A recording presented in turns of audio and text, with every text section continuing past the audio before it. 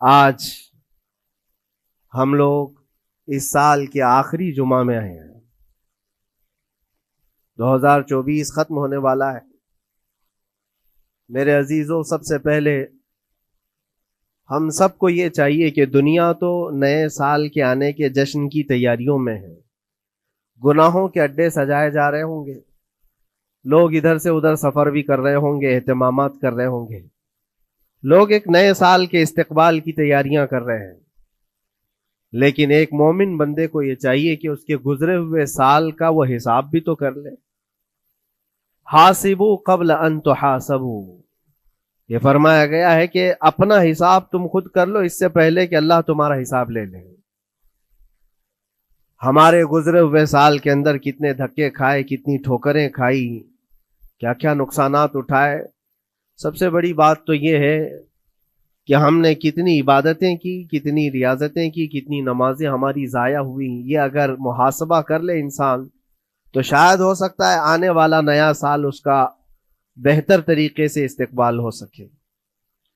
لیکن اگر صرف جشن کی تیاریاں کرتا ہے اور ہر نئے سال میں وہ اسی طرح کے دھوم دھڑاکوں سے داخل ہوتا ہے تو گزرے ہوئے سالوں کی غلطیاں اسے کبھی یاد نہیں آتی۔ اللہ تبارک و تعالیٰ قرآن پاک میں فرماتا ہے کہ تم سے ہر نعمت کے بارے میں پوچھا جائے گا، ہر نعمت کے بارے میں پوچھا جائے گا۔ حدیث پاک میں ہے، نبی کریم صلی اللہ تعالیٰ علیہ وسلم فرماتے ہیں کوئی انسان قیامت کے میدان سے اس وقت تک اپنا پیر نہیں ہٹا سکتا جب تک 5 سوالات اس سے نہ کر لیے جائیں۔ 5 سوالات میں سب سے پہلا سوال کیا ہوگا؟ اللہ تعالیٰ یہ پوچھے گا کہ میں نے تجھے جوانی دی، تو نے کہاں کہاں خرچہ کیا؟ یہ پہلا سوال ہے۔ اور محدثین و مفسرین فرماتے ہیں کہ ایک سوال کے جواب میں بندے کو 500 سال بھی لگ سکتے ہیں۔ اپنی صرف جوانی کا حساب دیتے دیتے کسی کو 500 سال، کسی کو 700 سال لگ جاتے ہیں۔ باقی کے جو 4 سوالات ہیں وہ بعد میں ہیں۔ اللہ نے صحت عطا کی تو اس کا استعمال کیسے کیا، دولت عطا کی تو اس کا استعمال کہاں کیا۔ صرف جوانی کا جواب دینے میں جب 500 سال لگ جاتے ہیں تو پوری زندگی کا حساب کیا دے پائے گا؟ اسی لیے میرے عزیزوں، جس کے پاس آج جوانی ہے یا گزر چکی ہے وہ غنیمت جانے، ایک ایک لمحے کو غنیمت جانے۔ اور ایک حدیث پاک میں آپ کو بتاتا ہوں، اللہ کے حبیب صلی اللہ تعالی علیہ وسلم فرماتے ہیں 5 چیزوں کو 5 چیزوں سے پہلے غنیمت جانو۔ اس میں سے 2-3 میں ذکر کرتا ہوں۔ حضور پاک صلی اللہ تعالی علیہ وسلم فرماتے ہیں اپنی صحت کو غنیمت جانو بیمار ہونے سے پہلے۔ آج صحت مند ہو تو اس کی قدر کرو بیمار ہونے سے پہلے۔ ہاتھ نہیں ٹوٹا ہے ابھی، پاؤں نہیں ٹوٹا ہے، سر سلامت ہے، سوچنے کی طاقت ہے، زبان سلامت ہے۔ اپنی صحت کو غنیمت جانو اور ہر دن اللہ کا شکر ادا کرو کہ مولا میری طاقت اور میری حیثیت سے زیادہ تو نے مجھے عطا کیا ہے۔ اور اگر اپنی صحت کا خیال نہیں ہے، قدر نہیں ہے، تو جاؤ کبھی کسی کینسر ہاسپٹل میں جا کر کے دیکھو، کئی ایسے لوگ ہیں جو موت اور حیات کے بیچ لڑ رہے ہیں۔ کچھ تو ایسے ہیں جو روز موت کی تمنا کرتے ہیں لیکن موت بھی نہیں۔ مجھے یاد ہے آج تقریباً 8-9 سال ہو گئے ہوں گے، ایک کینسر ہاسپٹل میں ایک ادھیڑ عمر کے شخص سے ملاقات۔ میں تیمارداری کے لیے یا عیادت کے لیے جایا کرتا تھا۔ اس شخص نے بستر پر لیٹے لیٹے کہا اس کے گردن میں ایک ایسی عجیب قسم کی کینسر کی پھنسی تھی جس سے ہمیشہ خون اور پیپ رستا رہتا ہے، کافی دنوں سے ہاسپٹلائزڈ ہے۔ لیکن ایک اس کی جو گڑ گڑاہٹ دیکھا اور ریکویسٹ میں نے سنا، کہا کہ حضرت صرف اتنی دعا کر دے کہ میرا سر اٹھے اور میں سجدہ کر سکوں، اس لیے کہ جوانی میں نے سجدے نہیں کی، اللہ کے عبادت نہیں کی۔ اور آج شدت سے خواہش ہوتی ہے کہ میں عبادت کروں یا سجدہ کروں، لیکن سر اٹھاتا ہوں تو یہاں سے پیپ اور خون شروع ہو جاتا ہے، اب وہ طاقت نہیں ہے۔ اس دن میرے دل پہ یہ بات لگی، کیا سچ فرمایا میرے آقا صلی اللہ علیہ وسلم نے، اپنی صحت کو غنیمت جانو بیمار ہونے سے پہلے۔ کہیں ایسا وقت نہ آئے کہ تم سجدہ کرنا چاہو لیکن تمہارا سر اٹھانے کے قابل بھی نہ رہے, تمہارے پاس وہ طبیعت بھی نہ رہے. ایک یہ تو پہلی چیز ہے. دوسری چیز نبی مکرم صلی اللہ علیہ وسلم ارشاد فرماتے ہیں کہ تم اپنی جوانی کو غنیمت جانو بڑھاپا آنے سے پہلے. جوانی کو غنیمت جانو بڑھاپا آنے سے پہلے. آپ کو پتا نہیں ہے بڑھاپا کیا ہوتا ہے؟ بڑھاپے میں صرف خواہشیں رہ جاتی ہیں, کرنے کی تمنا رہ جاتی ہے لیکن طاقت نہیں رہتی. بڑھاپے کے اندر اعضاء ڈھیلے ہو جاتے ہیں, نہ وہ صحیح ڈھنگ سے پوری عبادت کرنے کے قابل رہ جاتا ہے, بلکہ وہ سوچتا رہ جاتا ہے کہ کاش میں اپنی جوانی میں اتنی نمازیں پڑھ لیا ہوتا, اتنی تسبیح پڑھ لیا ہوتا, لیکن کر نہیں پاتا. اسی لیے اللہ کے نبی صلی اللہ علیہ وسلم نے فرمایا بڑھاپا آنے سے پہلے اپنی جوانی کی قدر کر لو. اور اتنی تیزی سے یہ جوانی جاتی ہے پتہ بھی نہیں چلتا, بہت تیزی سے گزر جاتی ہے. جوانی ایسا شباب ہے کہ یہ بجلی کی طرح بھاگتی چلی جاتی ہے, کیونکہ جوان ہوتے ہی آدمی کے اوپر ایسی ذمہ داریاں آئیں. اس کو شادی کا خیال آیا, شادی کیا, بچوں کا خیال آیا, بچے ہوئے, پالنے کی بات, گھر بنانے کی فکر, بزنس کی فکر, جاب کی فکر. ان تمام چیزوں میں اتنا گھرا رہا کہ جوانی نکل گئی, بال سفید ہو گئے, پتہ ہی نہیں چلا, بڑھاپا آ گیا. اور اس کے بعد بڑھاپے میں اس کو احتساب کرنے کا موقع ملے تو سوچتا ہے کہ میرے پاس جوانی کے اتنے سال تھے, کاش میں عبادت کیا ہوتا یا کچھ کر لیا ہوتا. لیکن ایک بات یاد رکھو, گیا وقت پھر ہاتھ آتا نہیں, سدا دور دورہ دکھاتا نہیں. سب سے قیمتی چیز دنیا کی یہ وقت ہے جو گزر جاتا ہے. آج کا جمعہ پھر ہم صدیوں بعد بھی یا جتنی بھی زندگی ہو یہ دوبارہ نہیں لے سکتے, یہ واپس نہیں آئے گا ہماری زندگی میں. 2024 کا یہ آخری جمعہ ہے, پوری دنیا سر پٹک لے دوبارہ یہ جمعہ واپس نہیں لا سکتی گزر جانے کے بعد. یہ نظام کائنات ہے, وقت گزر رہا ہے. الوقت کالسیف, یہ وقت تلوار کی طرح ہے, اس کو تم کاٹ دو ورنہ یہ تمہیں کاٹے گا. تیسری چیز رسول پاک صلی اللہ تعالی علیہ وسلم ارشاد فرماتے ہیں, دو چیزیں میں نے بتایا. پہلی یہ کہ صحت کو اپنی قدر کرو, غنیمت جانو بیمار ہونے سے پہلے. دوسری چیز ہے اپنی جوانی کی قدر کرو بڑھاپا آنے سے پہلے. اور تیسری سب سے امپورٹنٹ ہے, اللہ کے نبی نے فرمایا زندگی کو غنیمت جانو موت آنے سے پہلے. پہلے والی دو چیزوں میں تو تمہارے پاس موقع تو ہے. صحت چلی گئی, بیمار ہے, لیکن بیماری میں بھی توبہ کر رہا ہے, اللہ اللہ کر رہا ہے, چلو ٹھیک ہے. جوانی چلی گئی لیکن بڑھاپا ہے, بڑھاپا میں تو اللہ اللہ کر رہا ہے, عبادت کر رہا ہے. یہ دونوں میں تو موقع ہے. لیکن زندگی ختم ہو گئی, موت آ گئی, تب پھر کیا ہے؟ موت کے بعد پھر کوئی عمل نہیں, موت کے بعد کوئی عمل نہیں. حضرت سفیان ثوری رضی اللہ تعالیٰ عنہ کی وہ بات مجھے یاد آتی ہے. ایک جنازہ جا رہا تھا اور اس جنازے کے پیچھے ایک 8 سال کی بچی روتی ہوئی جا رہی تھی. اس کے باپ کا جنازہ تھا, بہت رو رہی تھی, بہت گڑ گڑا رہی تھی. کیا جملہ کہہ رہی تھی؟ کہتی تھی کہ ہمارے گھر پر, ہم پر جو آج مصیبت آئی ہے اس سے بڑی مصیبت کبھی آئی نہیں, بہت بڑا صدمہ ہے, بہت بڑی مصیبت ہے. تو حضرت سفیان ثوری نے اس بچی سے کہا بیٹا تمہارے اوپر جو مصیبت آئی, تمہارے گھر پر جو آئی, وہ کل کو ٹھیک ہو جائے گی, تم پھر معمول پر آ جاؤ گے. بلکہ بات یہ ہے تمہارے باپ پر جو آئی ہے وہ سب سے بڑی ہے, وہ موت ہے, وہ سب سے بڑی ہے, کیونکہ وہ پلٹ کر کے آنے والا نہیں ہے. جنازے کو دفن کر دیا گیا. دوسرے دن قبرستان میں حضرت سفیان ثوری کہتے ہیں اسی قبر کے پاس میں اس بچی کو روتے ہوئے دیکھا. بچی کو باپ سے بڑا لگاؤ رہا ہوگا, قبر کے پاس بیٹھ کر کے رو رہی تھی, یوں کہہ رہی تھی ابا آپ بیمار تھے, میں دوائی لا دیتی تھی, آپ سونے کے لیے جاتے میں بستر جھاڑ دیتی تھی اور بچھونے بچھا دیتی, آپ کو اڑا دیتی چادر, اور آپ کو کھانا میں لا کر پروس دیتی. کل کی رات کیسی گزری؟ کیا کسی نے دوائی پوچھی آپ کو؟ کیا کسی نے کھانا پوچھا آپ کو؟ کیا کسی نے بستر جھاڑ کر دیا اور کسی نے آپ کو اوڑھنا اڑایا؟ وہ روتی ہوئی اپنے باپ سے, مرحوم باپ سے باتیں کہی جا رہی تھی. حضرت سفیان ثوری اٹھاتے ہیں اور کہتے ہیں بیٹا یہ سوالات اب نہ کر اپنے باپ کو کہ کسی نے کھانا پوچھا، دوائی پوچھی، بستر بچھایا، نہیں. اب یہ پوچھ اپنے باپ سے کل ہم نے جو آپ کو صحیح سلامت دفن کیا چہرہ ابھی تک سلامت ہے یا نہیں؟ ابھی تک پیٹ سلامت ہے یا نہیں کہ پھاڑ دیا گیا؟ کفن ابھی تک باقی ہے یا چھین لیا گیا ہے؟ یہ پوچھ اپنے باپ سے کہ کل ہم نے جب دفنایا تھا تو خوشبوؤں میں دفنایا تھا. پوچھ اپنے باپ سے کہیں کیڑے تو نہیں چڑھ گئے آج؟ کیونکہ یہ ہونے والا ہے اب قبر کی زندگی میں. عزیزان گرامی وقار، اسی لیے حضرت مولا علی کرم اللہ وجہہ الکریم جب قبرستان جاتے سلام کرتے قبر والوں کو اور اس کے بعد ایک ایک گھنٹہ کھڑے ہو کر روتے تھے.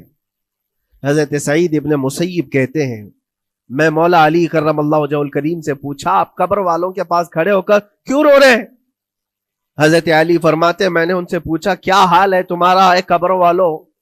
انہوں نے جو جواب دیا سعید اگر تم بھی سنتے تو روتے. کہا کیا جواب دیتے ہیں قبروں والے؟ مولا علی کرم اللہ وجہہ الکریم فرماتے ہیں وہ مجھے جواب دے رہے ہیں کہ علی ہمارے گھر والوں نے تو ہمیں صحیح سلامت دفنایا تھا، ہمارے چہروں پر مسلسل آج دن اور رات بچھو چھوڑ دیے گئے، ہمارے چہروں پر آج اور ہماری ناک پر بچھو ڈنک مارتے ہیں، ہمارے بالوں میں جس کو ہم آئینے کے سامنے کھڑے ہو کر گھنٹوں سجایا کرتے تھے پیپ بھر دیے گئے ہیں اور ہمارے چہرے کی چمڑیاں جھلس گئی. یہ سارے جوابات میرے عزیزوں قبروں والوں کے ہیں. اس منزل تک ہر ایک کو پہنچنا ہے، اسی لیے سال گزرنے سے پہلے اپنی زندگی کا احتساب کرو. اللہ رب العزت نے ابھی بھی ہمیں موقع عطا کیا ہے، ابھی تمہاری زندگی ختم نہیں ہوئی، سانس لے رہے ہو، توبہ کر لو، دعائیں کرو کہ مولا کریم ہمارے لیے نیا سال خیر و برکت والا بنا، گناہوں سے بچنے والا بنا. کچھ لوگوں کی حالت یہ ہے کہ گناہوں پہ گناہ جب ہو جاتے ہیں تو نا امیدی کے شکار ہوتے ہیں. اب کیا ہونے والا ہے، میں تو بہت پاپی ہوں، بہت خطا کار ہوں، مجھ سے تو بڑے بڑے گناہ ہو گئے ہیں، اب میں کیا کر سکتا ہوں. نا امیدی کفر ہے میرے عزیز. آپ کو بتاؤں رسول پاک صلی اللہ تعالی علیہ وسلم ایک مرتبہ صحابہ سے فرماتے ہیں تمہیں پتا ہے اللہ رب العزت کا کرم اور اس کا رحم کیسا ہے؟ مسکرانے لگے. صحابہ نے پوچھا آپ کیوں مسکرا رہے ہیں؟ کہا اللہ تبارک و تعالی فرماتا ہے کہ صحرا میں چلنے والا ایک آدمی، غور سے سنیے گا، صحرا ڈیزرٹ، صرف ریت کا میدان، کہیں کوئی جھاڑ نہیں، کوئی عمارت نہیں، کوئی چھاؤں لینے کی جگہ نہیں. کوئی ایک بندہ اپنی اونٹنی پر ساز و سامان رکھ کر کے چل رہا تھا. صحرا کا سب سے بڑا پرابلم یہ ہوتا ہے کہ راستہ معلوم نہیں ہوتا، ہر طرف تو سیدھا ہی راستہ دکھتا ہے، ڈائریکشن پتہ ہی نہیں ہوتا، چاروں طرف سے آسمان ملا ہوا دکھتا ہے، جیسے سمندر ہے ویسے صحرا ہے.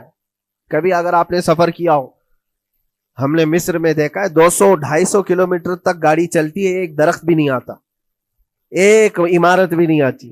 صحرا میں راستے بھول جاتے ہیں لوگ. پہلے کے دور میں تو کوئی نیویگیشن بھی نہیں تھا. تو کوئی بندہ ایسے جو اونٹنی پر ساز و سامان رکھ کر کے سفر کر رہا ہے اور ایک جگہ تھک کر کے سو گیا صحرا میں. سنی ہے یہ مثال فرما رہے میرے آقا صلی اللہ علیہ وسلم. تھک کر کے سو گیا اور جیسے اس کی نیند کھلی تو دیکھا اونٹنی ساز و سامان کے ساتھ غائب ہے، کچھ بھی نہیں ہے اس کے پاس. کھانے پینے کی جو چیزیں تھی، ساز و سامان تھا، سب اونٹنی کے ساتھ غائب ہو گیا. اب وہ بیچ صحرا میں اتنا حیران اور پریشان، اٹھ کر کے تلاشنے لگا. اب اس کو نہ راستہ دکھائی دے، نہ اپنی اونٹنی دکھائی دے. شدت پیاس کی وجہ سے اب وہ جگہ جگہ پانی تلاش کر رہا ہے، پانی بھی نہیں ملتا صحرا میں. موجے سراب جس کو کہتے ہیں نا، موجے سراب کیا ہے؟ ریت چمکتی ہے سورج کی دھوپ سے اور انسان کو ایسا لگتا ہے ادھر پانی ہے، اور وہاں تک پہنچتا ہے تو پانی نہیں ہوتا، ریت ہوتی ہے. وہ اسی پانی کو تلاش کرتے کرتے صحرا میں مر جاتا ہے. صحرا میں بہت لوگوں کی موتیں ہوتی ہیں، پہلے بہت لوگ مر جاتے تھے جو راستہ بھٹکتے تھے. اب حدیث پاک میں فرمایا گیا وہ بندہ جس کی اونٹنی غائب ہو گئی، ساز و سامان بھی نہیں، ڈھونڈتا رہا پورا دن پوری رات، تھک ہار کر کے آزا جواب دے گئے اب نہ پانی ملتا ہے، نہ کھانا ملتا ہے، نہ اپنی سواری ملتی ہے. ایک جگہ آ کر بیٹھ گیا، اپنی آخری سانسیں گن رہا تھا، کیونکہ اب اعضا جواب دے گئے تھے. سخت شدت کی دھوپ، صحرا کی تپتی ہوئی زمین اور بھوک و پیاس کی تکلیف الگ. جیسی ہی وہ لیٹا اس کی آنکھ لگ گئی. اس کو لگا اب یہ میری آخری سانسیں ہیں، اب مرنے کا وقت قریب آ گیا ہے. پھر اس کی آنکھ کھلتی ہے. آنکھ کھلتی ہے تو دیکھتا ہے اس کی اونٹنی ساز و سامان کے ساتھ پاس میں کھڑی ہے. کھانا بھی بھرا ہوا ہے، پانی بھی بھرا ہوا ہے، سب کچھ ہے. اب نبی پاک صلی اللہ تعالی علیہ وسلم صحابہ سے پوچھتے ہیں. عرب والے بہت اچھی طرح جانتے تھے صحرا کا سفر کیا ہوتا ہے. پوچھتے ہیں اے میرے صحابہ بتاؤ اس بندے کو اپنی گمشدہ اونٹنی ملنے کا کتنا اچھا لگ رہا ہوگا، کتنی اس کو خوشی ہوئی ہوگی. صحابہ کہتے ہیں یا رسول اللہ صلی اللہ علیہ وسلم اس کی تو جان میں جان آ گئی، صحرا میں اپنی گمشدہ اونٹنی مل جائے، کھویا ہوا سامان، اپنی گمشدہ سواری اور پانی مل جائے، یہ تو حیات نو کی ایک بہت بڑی خوشخبری ہے اس کے لیے. حضور پاک صلی اللہ تعالی علیہ وسلم فرماتے ہیں سنو، یہ مثال میں نے بتایا، اسی طرح سے اگر کوئی بندہ گناہوں میں ڈوب گیا ہے، خطاؤں میں ڈوب گیا ہے، کثرت سے گناہ کرتا رہا، پھر تھک ہار کر کے ایک دن واپس آ گیا، اللہ کی بارگاہ میں سجدہ ریز ہو گیا، جھک گیا، تو اس گمشدہ اونٹنی کے ملنے سے اس صحرا نورد کو جتنی خوشی ہوئی تھی، اللہ کریم اس سے بھی زیادہ اپنے بندے کے واپس آنے پر خوش ہوتا ہے. اپنے بندے کے واپس آنے پر خوش ہوتا ہے رب تبارک و تعالی کہ میرا کھویا ہوا بندہ میرے دربار میں واپس آ گیا ہے. آج ہمارے پاس وقت ہے واپس پلٹنے کا. میرے عزیزو نا امید نہ ہو، ہمیں ہمارے جانے سے پہلے حساب کرنے کے لیے مولا نے وقت دیا ہے. پتا ہے آپ کو یہ بھی میرے آقا صلی اللہ تعالی علیہ وسلم کی رحمت کاملہ ہے. رب تبارک و تعالیٰ سے آپ نے یہ دعا کر کے اپنی امت کے لیے اتنا وقت دلایا ہے کہ اللہ تبارک و تعالیٰ سے حضور صلی اللہ علیہ وسلم نے یوں عرض کیا کہ مولا میری امت کو توبہ کی مہلت دے، توفیق دے، مہلت دے. کہا کہ مرنے سے 1 سال پہلے تک؟ کہا نہیں، یہ بہت لمبا وقت ہے، پتا تو نہیں ہے مرنے سے 1 سال پہلے توبہ کرے گا، کب موت آنے والی معلوم نہیں. کہا مرنے سے مہینہ پہلے تک؟ کہا نہیں، یہ بھی وقت زیادہ ہے. کہا مرنے سے 1 دن پہلے کوئی توبہ کر لے تو معاف کر دیا جائے گا. نبی پاک صلی اللہ علیہ وسلم نے اللہ کی بارگاہ میں گڑ گڑاتے ہوئے کہا مولا 1 دن بھی بہت ہے، اور موقع دے دے میری امت کو اور موقع مل جائے. رب تبارک و تعالیٰ نے 1 دن پہلے توبہ کرنے والے کو معاف کرنے کا وعدہ فرمایا، لیکن نبی رحمت صلی اللہ علیہ وسلم نے عرض کیا کہ مولا اور بھی کم کر دے. رب تعالیٰ فرماتا ہے موت کا جو گرگرا آتا ہے، یعنی جو ہچکی آتی ہے، فرشتے نظر آنے لگتے ہیں، رب تعالیٰ فرماتا اس سے 1 منٹ پہلے بھی توبہ کر لے میں سب معاف کر دوں گا. یہ صرف رسول پاک کی اس امت کے لیے، اس امت کا خاصہ ہے. مرنے سے 1 منٹ پہلے بھی وہ آ جائے اللہ کی بارگاہ میں، مولا معاف فرما دے گا. عزیزان کرام وقار، اسی لیے میں عرض کرتا ہوں کہ وقت تمہارے ہاتھ سے نکلنے سے پہلے تم آ جاؤ اور اسی دربار میں آؤ جہاں بیٹھنے والا صدیق اکبر بنا، جس کے قدموں میں بیٹھ کر فاروق اعظم بنا، جس کی چھاؤں میں چلنے والا عثمان ذو النورین بنا، اور جس کا لعاب پاک پی کر کے حیدر کرار بنا. اس دربار میں آ جاؤ، کامیابی ہماری وہیں رکھی ہے. اللہ کریم ہمارا یہ گزرا ہوا سال، اس میں جتنے ہماری غلطیاں، کوتاہیاں، کمیاں، بیشیاں، گناہ ہوئے ہیں مولا اپنے فضل و کرم سے معاف فرما دے، اور آنے والے نئے سال کو ہمارے لیے خیر و برکت والا، ایمان و استقامت والا سال بنا دے. اسلام و سنیت کا بول بالا فرما، کفر و شرک کا منہ کالا فرما، گستاخان رسول کو تباہ و برباد فرما، شاتمان رسول پر تو عذاب علیم نازل فرما. اے رب کریم، اے احسن الخالقین، مولا ہم سب کو مرنے سے پہلے سچی توبہ کی توفیق نصیب فرما. وآخر دعوانا ان الحمدللہ رب العالمین. السلام علیکم.